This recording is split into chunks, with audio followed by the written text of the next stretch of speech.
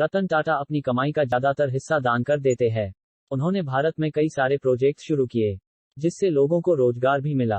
रतन टाटा चाहे तो इंडिया के सबसे अमीर आदमी बन सकते हैं, लेकिन वो अपनी कमाई का ज्यादातर हिस्सा ट्रस्ट और गरीबों में दान कर देते हैं। वो एक सक्सेसफुल बिजनेसमैन है। मैं सही फैसले लेने में यकीन नहीं रखता, बल्कि मैं फैसले लेकर उन्हें सही साबित करता हूं।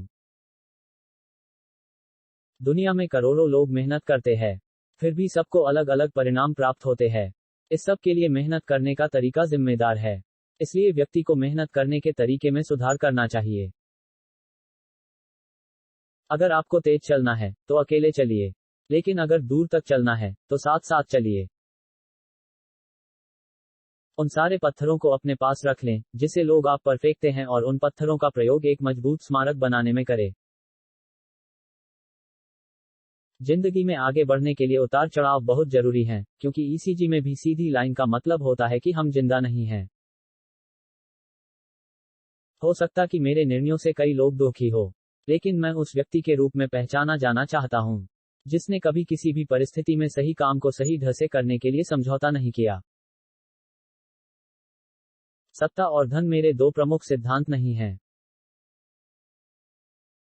ऐसी कई चीजें हैं जो अगर मुझे दोबारा जीने के मौका मिले तो शायद मैं अलग ढंग से करूंगा, लेकिन मैं पीछे मुड़कर ये नहीं देखना चाहूंगा कि मैं क्या नहीं कर पाया। मैं हमेशा भारत के भविष्य की क्षमता के बारे में बहुत उत्साहित और विश्वस्त रहा हूं। मेरा मानना है कि यह महान क्षमताओं वाला एक महान देश है। बिजनेस को अपनी कंपनी के हितों से आगे बढ़कर उन समुदायों तक जाना चाहिए जिसे वे सर्व करते हैं। दूसरों की नकल करने वाले व्यक्ति थोड़े समय के लिए सफलता तो प्राप्त कर सकते हैं, परंतु जीवन में बहुत आगे नहीं बढ़ सकते हैं।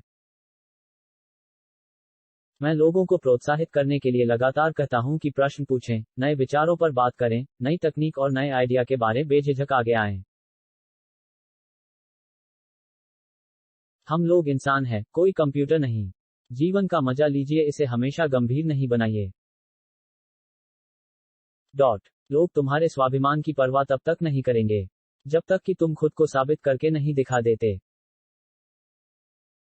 जीवन में केवल अच्छी शैक्षिक योग्यता या अच्छा करियर ही काफी नहीं है। आपका लक्ष्य होना चाहिए कि एक संतुलित और सफल जिंदगी जी जाए।